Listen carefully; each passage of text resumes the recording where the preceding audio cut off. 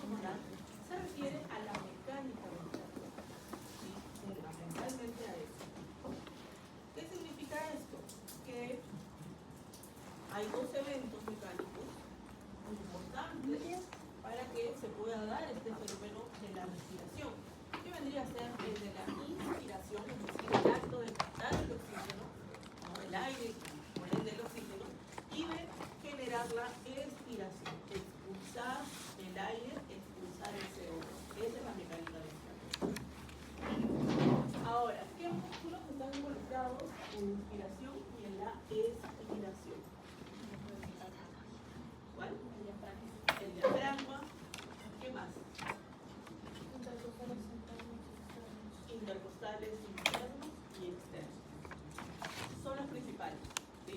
Ahora, adicionalmente, pueden ponerse en actividad otros músculos, como por ejemplo si hacemos una respiración forzada, por ejemplo, no sé, si es que alguien toca un instrumento de viento, ahí tiene que activar otros músculos como los músculos de la prensa abdominal, ¿sí? Para poder generar esa respiración forzada que va a permitir obtener un sonido, una melodía, ¿no? El resultado del aprendizaje es que ustedes van a comprender los mecanismos involucrados en la mecánica ventilatoria, el transporte de gases en la sangre, el intercambio gaseoso a nivel tisular y pulmonar y la regulación de la respiración. Todo eso vamos a ver el día de hoy y este es el contenido, ¿sí? Entonces, respecto a la fisiología respiratoria, debemos decir de que es un evento vital, es una función vital, porque si el individuo, el animal, no respira, lógicamente ya va a ser incompatible con la vida. Ustedes van a aprender, tal vez los que ya hacen prácticas en veterinaria, saben que muchas veces cuando tenemos un paciente que está con niveles muy bajos de oxígeno, tenemos 3 minutos para poder oxigenar, porque si pasamos esos 3 minutos, ya muchas veces va a ser muy tarde. El oxígeno no llega al cerebro, podemos retener pacientes en coma, ¿no? Esos 3 minutos son vitales, porque si se pierde, puedo decirles, las células dejan de funcionar. ¿Sí? Dejan de funcionar. Entonces, esta fisiología respiratoria, mediante estos dos eventos mecánicos, la inspiración y la expiración, y sobre todo con la inspiración, busca captar el oxígeno. ¿Para qué? Para que ese oxígeno pueda funcionar como combustible para las diferentes células, ¿no? Y algo muy importante, que el trabajo que van a estar realizando las células, ¿sí?, se logra con el consumo de los alimentos, y para que se pueda dar esa combustión alimenticia se necesita del oxígeno. Entonces, el oxígeno es esa moneda, ¿sí?, necesaria para generar ese trabajo. ¿Ya? Vamos a ver. Ahora, el intercambio gaseoso va a ser diferente de acuerdo a las especies. Nosotros aquí en fisiología animal vemos básicamente fisiología respiratoria en animales domésticos, ¿sí? Porque es la primera parte que nosotros tenemos que ver en nuestras carreras. Ya cuando ustedes lleven, creo que llevan clínica de aves, creo que llevan clínica no sé, de roedores, no sé, pónganle así. Ahí ustedes van a volver a tocar el tema de fisiología, pero ya específicamente en estas especies. Pero sí tenemos que ver ciertas diferencias, ¿no? En el caso de las aves, recuerden que presentan lo que vendrían a ser los sacos aéreos, ¿no? ¿Cuál es esa función de esos sacos aéreos?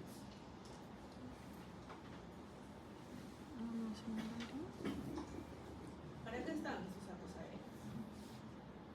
Pregunto, ¿las aves tienen diafragma? No, no tienen diafragma.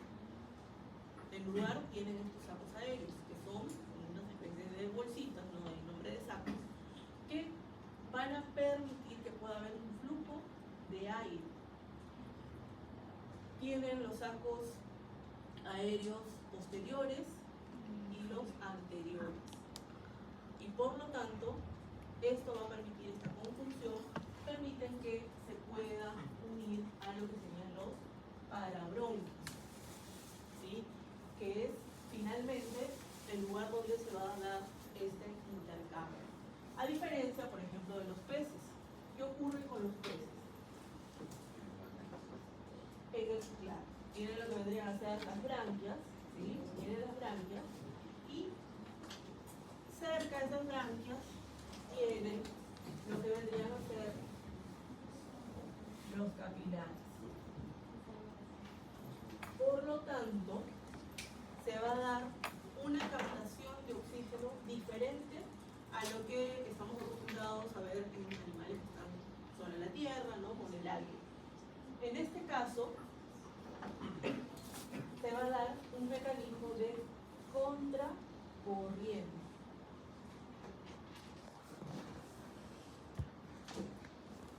¿Qué significa eso? Que estos vasos sanguíneos, estos capilares que están yendo de manera paralela con lo que deberían hacer las branquias, van a generar que por una parte pase el agua con el oxígeno y por el otro lado, en sentido contrario, va a ir la sangre.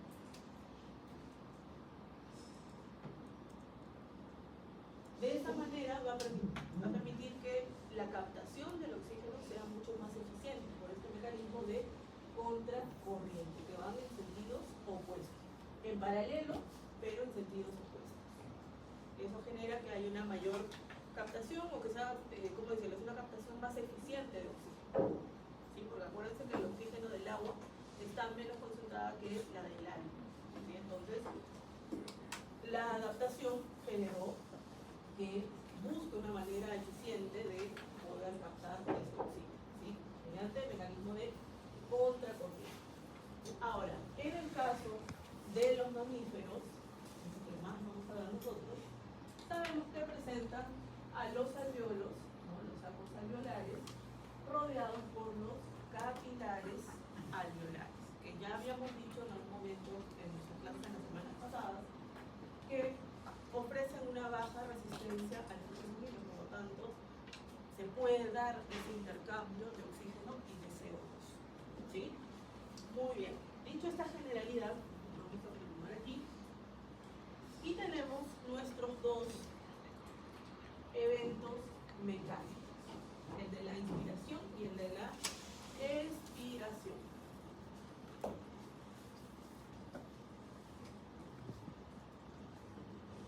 En el caso de la expiración es un evento activo. ¿Sí? Es un evento activo, ¿por qué? Porque se está generando la contracción del diafragma, mientras que la expiración es un evento pasivo. ¿Sí? Entonces, si tenemos dos diafragmas, vamos a poner diafragma A y diafragma B, ¿cuál estaría en inspiración? ¿A o B?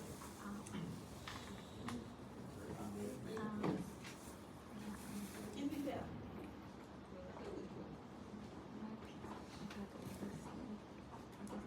¿Quién dijo B? ¿Por qué B? Nosotros al inspirar estamos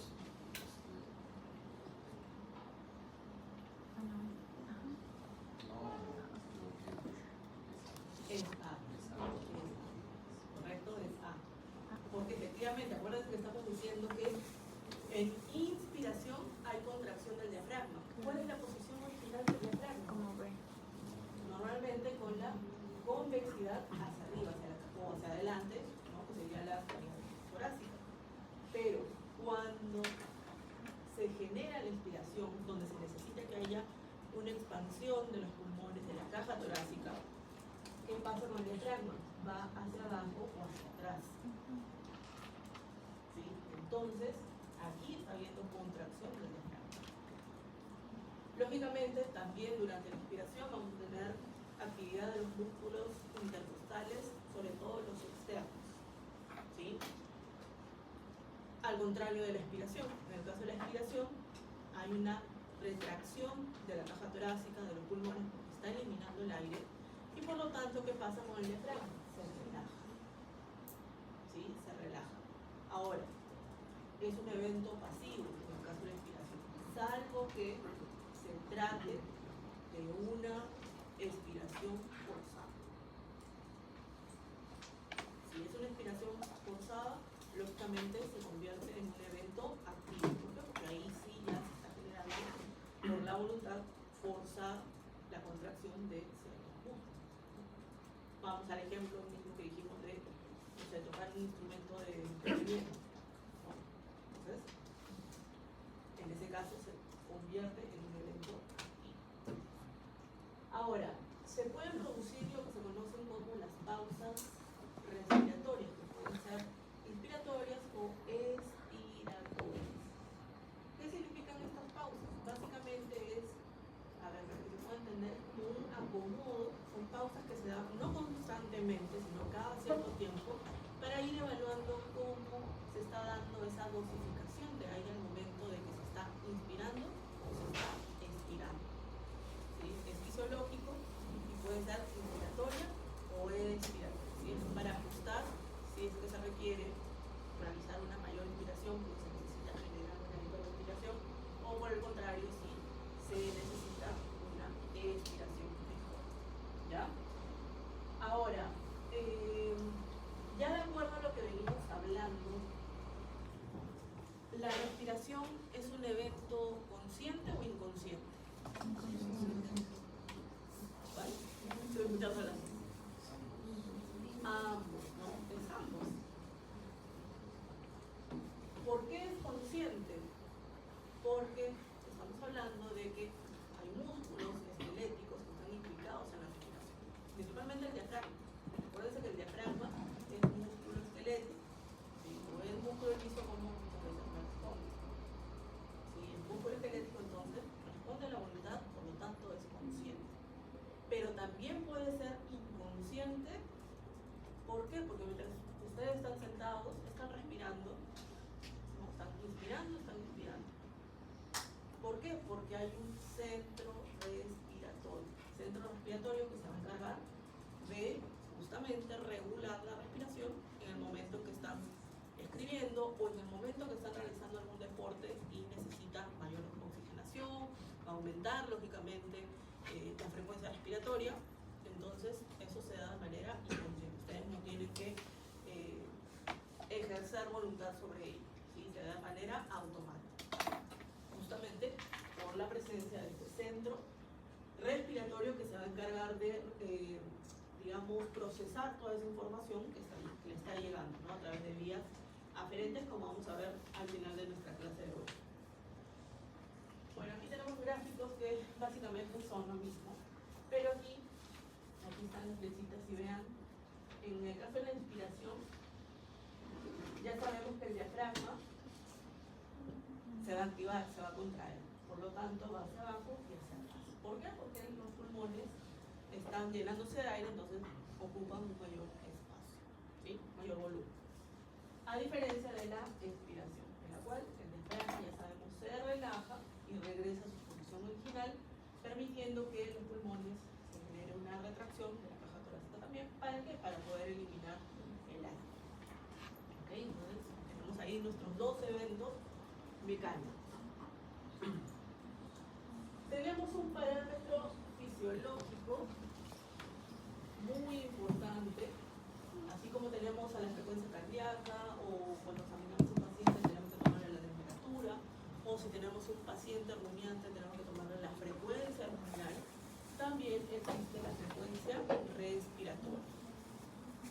Esa frecuencia respiratoria se refiere al número de respiraciones por minuto, ¿no? El número de ciclos respiratorios durante un minuto de tiempo. ¿Ya hicieron la práctica de fisiología del ejercicio? No. ¿Esta semana les toca? Sí. Ahí lo van a ver. Ya no sé si les han pedido pacientes o va a ser en ustedes mismos la práctica. Igual van a ver cómo esa frecuencia respiratoria puede alterarse, ¿sí? Sea que aumente o sea que disminuya. Ahora, cada especie tiene su frecuencia respiratoria. Por ejemplo, en los equinos, entre 14 a 16 respiraciones por minuto. En el caso de las vacas, entre 7 a 10 respiraciones por minuto. el caso de las ovejas y las cabras, entre 19, 22 respiraciones por minuto. En el caso de los perros, un promedio de 24, porque sabemos que en el caso de los perros hay diferentes razas, diferentes tamaños, ¿no? Y en los gatos, un promedio de 26 respiraciones por minuto. Ahora, esto es lo que se espera cuando nosotros tomamos la frecuencia respiratoria de un paciente. Pero este parámetro puede verse alterado por ciertos factores. Entre los que se encuentran, por ejemplo, la edad. Va a ser muy diferente la frecuencia respiratoria de un cachorro versus la frecuencia respiratoria de un perro. ¿Quién tendrá una mayor frecuencia respiratoria? El cachorro. ¿Por qué?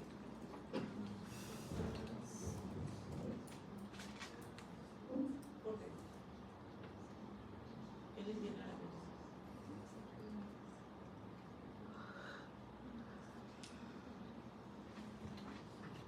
Acuérdense que si estamos hablando de un cachorro, estamos hablando de un animal que se encuentra en desarrollo, ¿sí?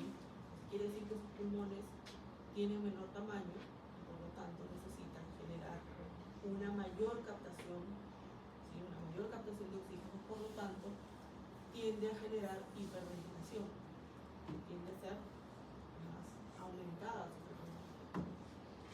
¿Esto por qué? Porque su metabolismo también es más rápido, es más acelerado. Entonces, su gasto de energía es mayor. Entonces, necesita reponer esa moneda que habíamos hecho con el oxígeno. ¿Sí? Entonces, por lo tanto, es normal que cuando ustedes le tomen la frecuencia respiratoria a un cachorro, sea un poquito más elevada que lo que se espera en la media, ¿no? Por decirles, aquí nos dice 24, vamos a suponer que son 24 respiraciones en un golden, ¿sí? Adulto. Pero en un cachorro posiblemente ustedes se encuentren fácilmente 28 a 30 respiraciones por minuto. El tamaño también es un factor que va a afectar la frecuencia respiratoria. Y aquí vamos al ejemplo clásico de los perros. Va a ser muy diferente la frecuencia respiratoria entre un chihuahua y un cantanés. Muy diferente. ¿Quién va a tener mayor frecuencia respiratoria? El chihuahua. ¿Por qué?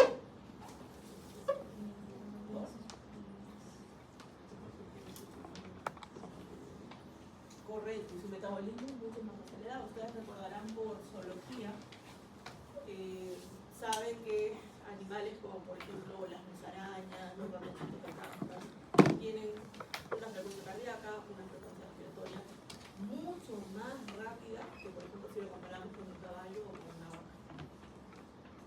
¿Por qué? Porque ese metabolismo hace que el consumo de oxígeno sea mayor, tiene que reponer, por lo tanto aumenta, ¿sí?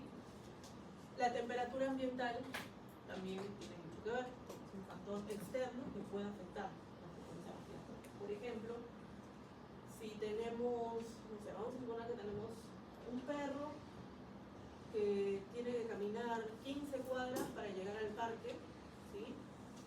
En una temperatura ambiental de 40 grados centígrados. Y tenemos a ese mismo perro que tiene que caminar esas 15 cuadras hasta el parque, pero en invierno con una temperatura de, no sé, 14 grados centígrados. ¿Quién va a tener mayor frecuencia respiratoria? ¿El que está en calor de 40 o el que está con una temperatura de 15? El de calor, ¿no? ¿Por qué? El calor busca acelerar procesos como es la función de las glándulas sudoríparas y tiene que aumentar el trabajo para regular la temperatura. Por tanto, que está en temperatura baja, busca retener el oxígeno que tiene y evitar mayor gasto de energía para conservar la temperatura corporal. Correcto. En muchas especies las glándulas sudoríparas comienzan a activarse. En el caso de los perros, básicamente es dejadero, pero igual requiere de ese oxígeno extra. Está muy bien. Si las reacciones comienzan a acelerarse, ¿sí? Perfecto. En condiciones de ejercicio también va a ser muy diferente la frecuencia respiratoria de un paciente que se encuentra en reposo versus uno que, no sé, vino corriendo y llegó a la veterinaria. Lógicamente, el que realiza actividad va a tener una mayor frecuencia respiratoria. No va van a ver en la práctica. Si le han pedido perrito, va a ser en el caminador. Y si es en ustedes, creo que es en bicicleta estacionaria, bueno, ustedes van a tener que hacer, va a tener que pedalear durante unos minutos y van a tomar la frecuencia respiratoria y ustedes se van a fijar que efectivamente esta frecuencia respiratoria cardíaca, lo que venga, van a ver, va a ir aumentando. Pero también va a haber una diferencia entre, por ejemplo, dos individuos que pedalean, pero ¿qué pasa? Que uno es atleta o realiza deportes constantemente y la otra persona no, tiene una vida más sedentaria. Entonces aquí también va a haber una variación y la van a ver en la práctica posiblemente. Estado de gestación también. Una hembra gestante tiende a tener una frecuencia respiratoria más acelerada. Tengan en cuenta, si estamos hablando por ejemplo de una perra, tienen los cachorros, que estamos quitando un espacio, ese espacio comienza a presionar a las vísceras abdominales y estas a su vez comienzan a presionar al diafragma. Están ahí estimulándolo y activando. Por lo tanto, la frecuencia respiratoria comienza a aumentar. Siempre cuento este caso. Una vez tuve un caso de una gran danés que su gestación era enorme. Cuando se le hizo la ecografía, nos dijeron que posiblemente haya dos, habían contado dos. A la hora del parto fueron 18. Y su frecuencia respiratoria, ni les digo, estaba, vemos aquí 24, pero estaba en casi 40. Casi 40. ¿Por qué? Imagínense, 18, ya de por sí el gran danés es grande, sus cachorros también, comparado con otros, grandes, ¿no? Se ocupa un espacio que está ahí presionando constantemente al diafragma. ¿Ok? Entonces no se sorprendan cuando ustedes estén examinando a una hembra en cualquier especie que su frecuencia respiratoria esté un poco por encima o mucho por encima como me tocó. Y el estado de salud también, lógicamente. Si están en condiciones de salud, se van a mantener esos valores. Si se altera esa homeostasis, ahí sí vamos a ver alteraciones que pueden ser hacia arriba o hacia abajo. Si están aumentadas, se aumenta la frecuencia respiratoria, estamos hablando de taquipnea o taquipnea. Van a ver que hay colegas que lo puntúan de un lado y el otro en otro lado. Taquipnea, taquipnea y bueno. Si disminuye la frecuencia respiratoria, hablamos de bradipnea o bradipnea, que también le dicen. Y si está alterada la frecuencia respiratoria y se ve como dificultosa, hablamos de disnea. Disnea o disnea. ¿Okay? Pueden acentuar cualquiera de ellas, se escribe igualito, ¿no? Taquipnea, bradipnea y disnea. Muy bien. ¿Hay alguna duda, alguna pregunta sobre frecuencia respiratoria?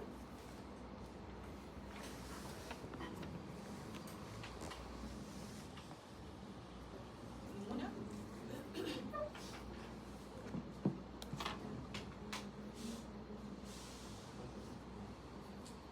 Tenemos una prueba diagnóstica que es la espirometría, se hace un espirograma, en el cual en realidad la medicina veterinaria es poco o nada usual. ¿Por qué? Me imagino que alguna vez, si alguno a lo mejor es asmático, ha tenido que hacerse alguna prueba que va a entrar a algún equipo de deporte, le hacen esta prueba con el espirómetro, ¿no? Lo que tiene que soplar para poder ver ciertos volúmenes y capacidades. En la medicina veterinaria, bueno, decirles que es un poco complicado, porque nosotros no podemos decirle siempre que soples porque no nos van a hacer caso. ¿Sí? Se puede hacer en caso de que tengamos pacientes anestesiados o que sean animales experimentales, pero en la práctica veterinaria clínica por lo menos no se suele hacer. ¿Sí? Como les digo, tiene sus complicaciones, ¿no? Entonces, este espirómetro nos va a generar ciertas curvas ciertos volúmenes y ciertas capacidades. Que vamos a ver, creo que tal vez ya lo han visto en biofísica, ¿no? Que son estos volúmenes y capacidades pulmonares, que podemos ver que el primero que se estudia es el volumen tidal, o también conocido como volumen corriente. ¿Qué significa esto? El aire que está siendo inspirado o expirado, ¿no?, durante una respiración normal. Volumen tidal o volumen corriente. Aquí estamos colocando valores promedios porque nuevamente nosotros vemos muchas especies de diferentes tamaños y el rango es amplio en realidad, ¿sí? Entonces 500 ml. Luego tenemos el volumen de reserva inspiratoria. El volumen de reserva inspiratoria aproximadamente 3.000 a 3.100, 3.200 ml. ¿Qué significa este volumen de reserva inspiratoria? Significa volumen de aire, ¿sí?, inspirado durante una inspiración forzada máxima, ¿sí? Ese es el volumen de reserva inspiratoria. Tenemos un volumen de reserva expiratoria que se refiere al aire que está siendo expirado durante una expiración forzada máxima. Su valor promedio 1.100 a 1.200 ml. Y luego tenemos un volumen residual, es decir, el que queda. ¿Cuándo? Luego de que se ha realizado una expiración forzada máxima, ¿sí? Volumen residual. Y luego tenemos lo que vendrían a ser las capacidades. Y las capacidades es la sumatoria de ciertos volúmenes, ¿no?, de los volúmenes que hemos visto ahí. Entonces tenemos una capacidad inspiratoria, ¿sí?, capacidad inspiratoria que vendría a ser la sumatoria del volumen tidal más el volumen de reserva inspiratoria. Entonces sería 3.100 más 500, 3.600 ml. Tenemos una capacidad residual funcional que vendría a ser la sumatoria del volumen de reserva expiratoria más el volumen residual. 1.200, 1.200, 2.400 ml. Luego tenemos la capacidad vital. Esa capacidad vital es la sumatoria de el volumen tidal más el volumen de reserva inspiratoria más el volumen de reserva expiratoria. Y finalmente tenemos la capacidad pulmonar total, que es la sumatoria de los cuatro volúmenes. Volumen tidal, volumen de reserva inspiratoria, volumen de reserva expiratoria y volumen residual, ¿no? ¿Va? La capacidad pulmonar total, aproximadamente 1.000 ml. ¿Sí? Tienen aquí las capacidades, la suma de los volúmenes que ya lo hemos visto. Ahora, se puede calcular el volumen respiratorio por minuto. Esto ustedes lo van a calcular en la práctica, así que les va a servir para entrenar para que ya tengan la práctica. Creo que es el jueves. Mañana. Hoy me lo sí. Ahora, ¿qué dice la fórmula? La fórmula nos habla de que para poder calcular el volumen de reserva, ¿sí?, respiratorio por minuto, vendría a ser el volumen tidal por la frecuencia respiratoria del individuo. Entonces, aplicando fórmula, 500 ml, que era nuestro volumen tidal, por, en este caso, ya nos da el dato de la frecuencia respiratoria. Ustedes van a tener que tomarla en la práctica, que sería de 10 respiraciones por minuto. Total, volumen respiratorio por minuto, 5.000 ml de aire que entra o sale durante un minuto de tiempo. ¿Sí? Volumen respiratorio por minuto.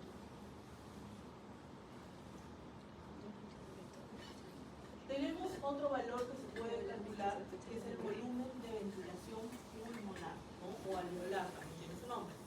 Y para eso debemos de conocer lo que vendría a ser el espacio muerto anatómico y el espacio muerto fisiológico. Seguramente les han explicado en anatomía.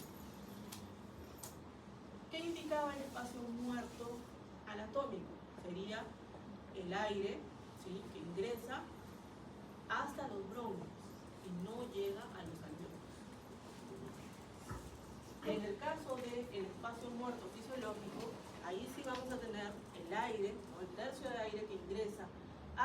los alveolos, pero que no participa del intercambio gaseoso. ¿Sí? Ese es el espacio muerto fisiológico. Por lo tanto, esto nos va a permitir calcular el volumen de ventilación alveolar. Tenemos aquí otro ejemplo de ejercicio en el cual nos dice que el volumen de ventilación alveolar es el volumen tidal menos el volumen del espacio muerto. Aquí aplicamos fórmula nuevamente, nuestro volumen tidal era de 500 ml y en el dato nos dice que el volumen del espacio muerto promedio, ¿sí?, es de 150 ml. 500 menos 150, 350 ml que entran en los alveolos durante cada inspiración. De acuerdo a este valor, se puede calcular el volumen de ventilación alveolar por minuto. ¿Sí? Es importante muchas veces calcular siempre de un minuto para ver cómo se está dando esta función. Entonces, por lo tanto, la fórmula nos dice que debería ser el volumen de ventilación alveolar, es decir, el valor que hemos obtenido aquí, por la frecuencia respiratoria.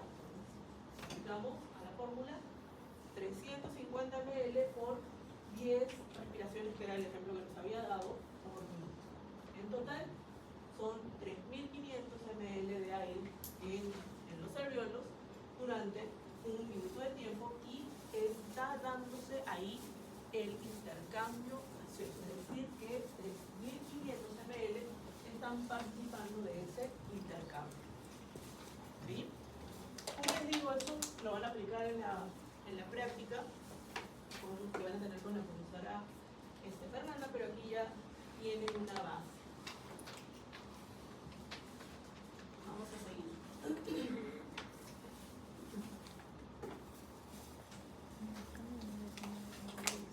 Siguiendo con la expiración y expiración, recordando lo que ya hemos hablado un poco.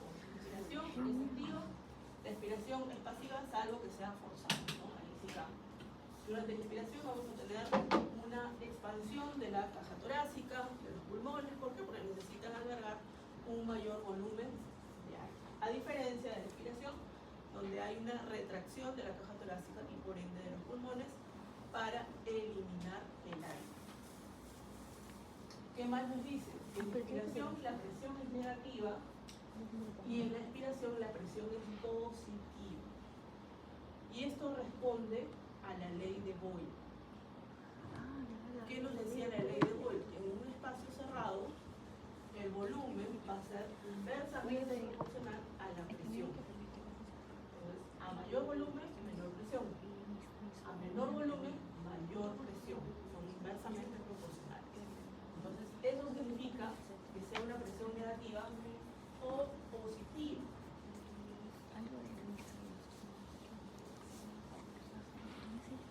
Y esto está en relación con la presión atmosférica. ¿Sí?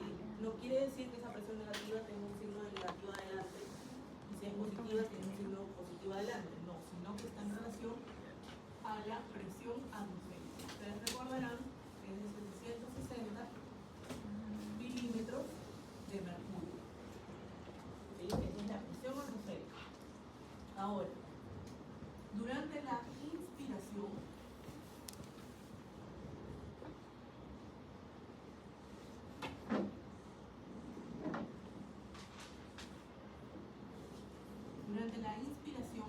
hemos dicho que esta presión, de hecho, es lo que se llamaría una presión alveolar negativa, significa que está por debajo de 760 milímetros de mercurio. Esto es lo que significa que está por debajo, es menor a 760 milímetros.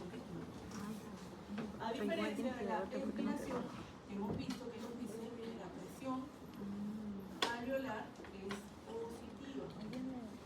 Esto significa que esa presión es mayor a la presión atmosférica, es mayor a 760 milímetros de mercurio.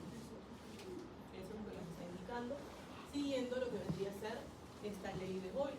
¿Por qué? Porque sabemos que durante la inspiración va a aumentar el volumen debido a que está el ingreso de aire. ¿Sí? Por lo tanto, la presión cae, presión alveolar. Y durante la expiración, lo contrario. Es decir, vamos a tener un menor volumen porque se está eliminando el aire, pero la presión aumenta, justamente para permitir esta salida del aire. Porque siempre va a ir de mayor a menor, mayor a menor, mayor a menor. Eso es lo que va a permitir que pueda ingresar y salir el aire. ¿Ok? Vamos a ver qué más tenemos por ahí. Para que le...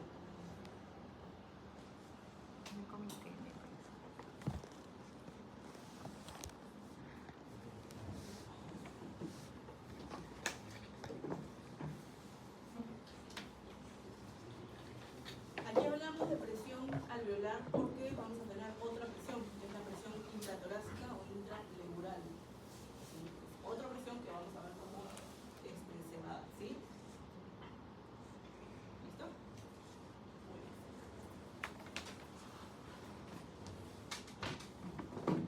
Bueno, es un poco una gráfica, ¿no? De cómo en la inspiración que hemos visto, las costillas van a elevar. ¿Por qué? Porque hay una expansión de la caja torácica, el diafragma va a descender, ¿sí? A diferencia de la expiración, en donde el diafragma asciende regresando al reposo y las costillas descienden y hay una retracción de la caja torácica. Esta es la presión que hemos visto en este momento. La presión intraalveolar, que también se conoce como intrapulmonar, negativa durante la inspiración y positiva durante la expiración. La otra presión es la presión intratorácica o intrapleural, que siempre va a ser negativa. Va a ser negativa en inspiración y va a ser negativa en expiración. En ambos casos va a ser menor a 760 milímetros. Pero aquí hay algo importante, y es que durante la inspiración va a ser un poco más negativo. ¿Sí? Vamos a verlo en una gráfica, es decir, la que viene a continuación. Esta.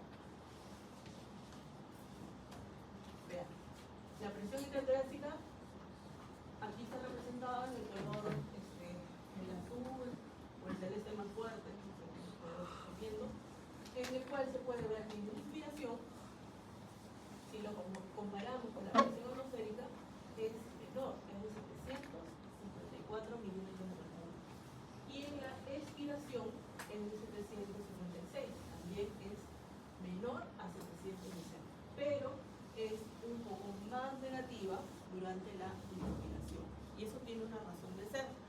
Y es que los pulmones, ustedes saben que es un tejido bastante elástico, lo cual tiende a colapsar, tiende al colapso.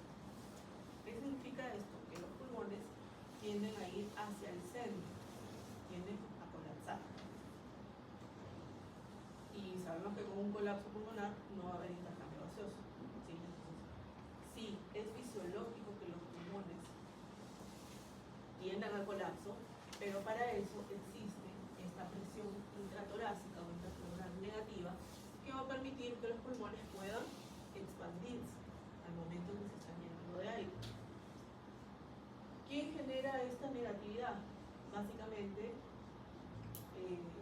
las fuerzas opuestas que se dan entre los pulmones que quieren ir hacia el centro y la caja torácica, ¿no? Las costillas que quieren ir hacia afuera, que es fisiológico. Y sabemos que entre los pulmones y la caja torácica encontramos a la pleura. Tenemos una pleura visceral y una pleura parietal. Entonces, ¿qué ocurre? Que es mucho más fuerte la acción de la caja torácica que quiere ir hacia afuera, que va a jalar a la pleura parietal. La pleura parietal va a jalar a la pleura visceral. Recuerden que entre pleura y pleura tenemos al líquido pleural, que sirve como una especie de lubricante que permite que pueda jalar. Es como si fuesen dos láminas pegadas con agua. Es muy difícil de separar. Entonces la pleura parietal jala a la pleura visceral y la pleura visceral jala a los pulmones hacia afuera, ¿sí? Evitando el colapso. Entonces,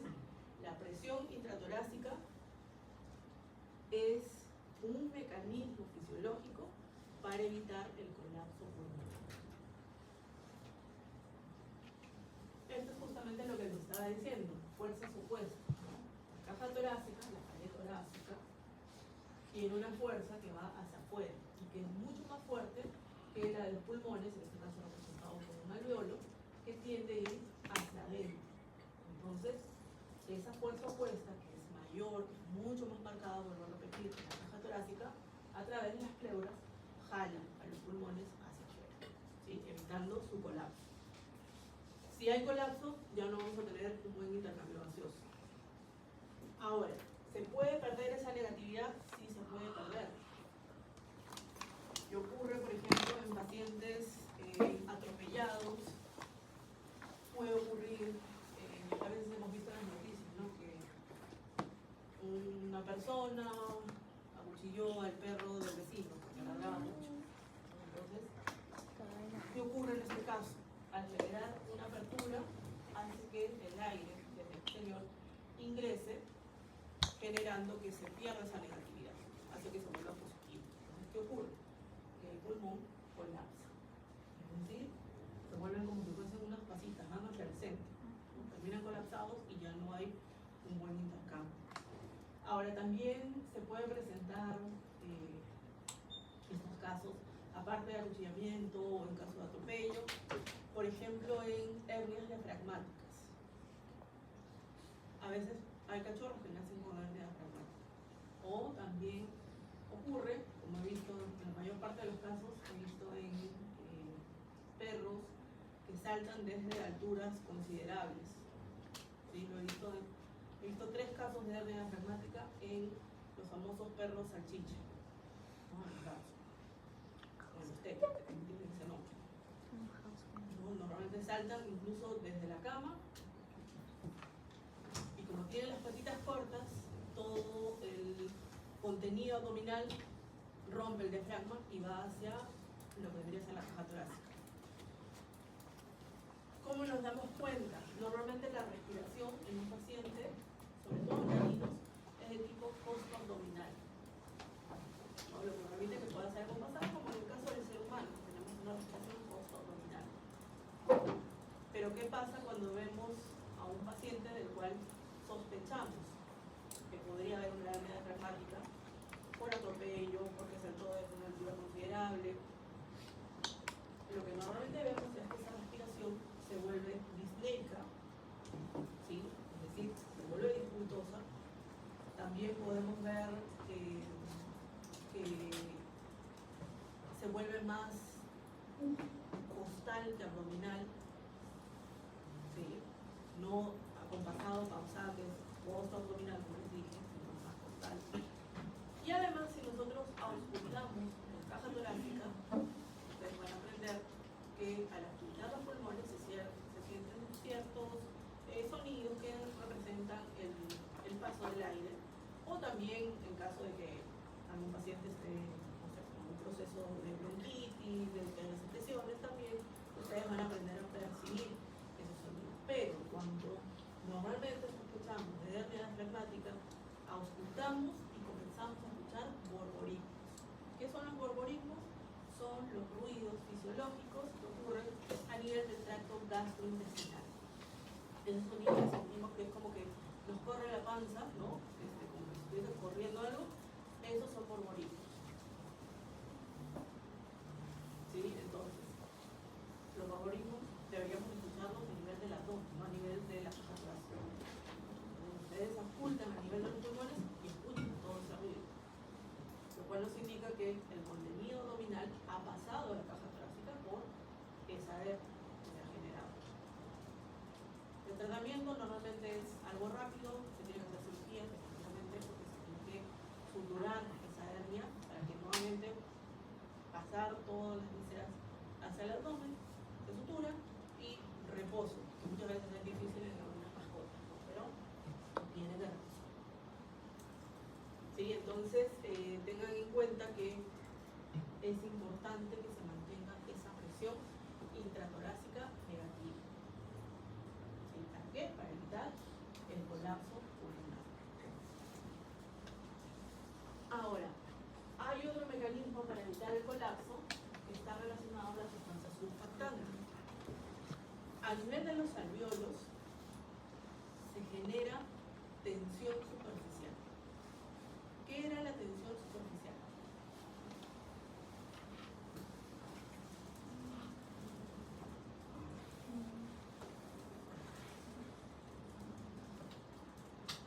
¿Qué era la tensión superficial?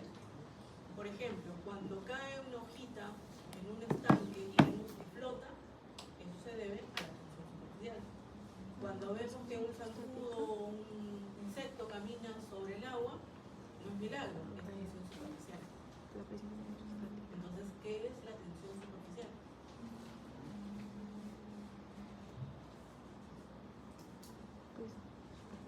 Es lo que ayuda a que haya una buena respiración, porque si no hubiera esa tensión no se podrían hacer los efectos. Al revés. La tensión superficial vendría a ser las fuerzas de atracción que hay entre las moléculas de agua cuando entran en contacto con el aire. Esa es la tensión superficial. Entonces, aquí podemos ver en nuestra gráfica que dice tensión superficial. Y efectivamente, a nivel alveolar se genera tensión superficial, lo cual significa, ustedes recordarán tal vez que han llevado biología, que en los alveolos se presenta una hipofase acuosa, es decir, se puede entender una pequeña capa de agua. Acá está gigante, ¿no? Pero a modo didáctico, pero en realidad es muy delgadito. ¿Sí? Entonces, tenemos moléculas de agua que entran en contacto con el aire que está llegando. ¿Sí?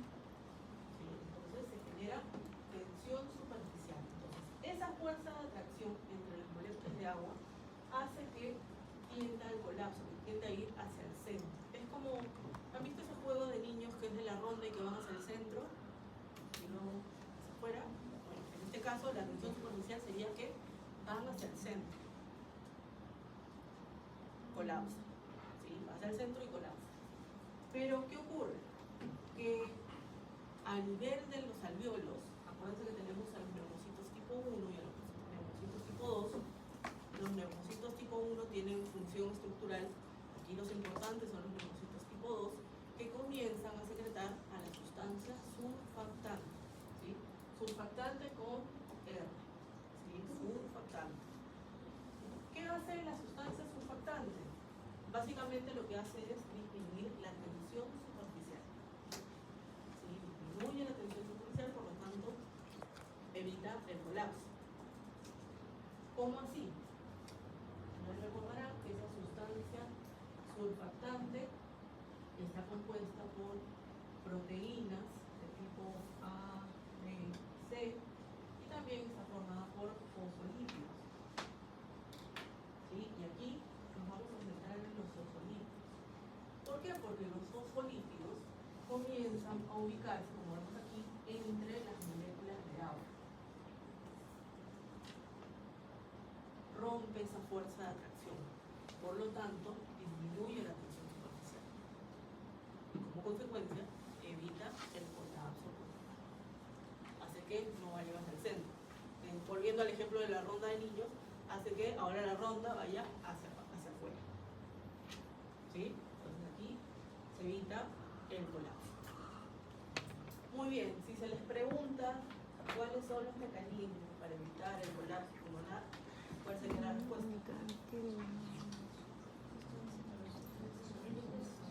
Sustancias surfactantes y ¿qué estuve hablando? Estuve hablando todas. La presión intratorácica negativa, ¿sí? Si es que a alguien le toca, por ejemplo, en su maqueta hablar de respiratorio, es seguro que les van a preguntar. ¿Sí? Son dos mecanismos para evitar el colapso pulmonar: la presión intratorácica o intrapleural negativa y la sustancia surfactante. ¿Ok? Muy bien. ¿Alguna pregunta hasta aquí? Sí.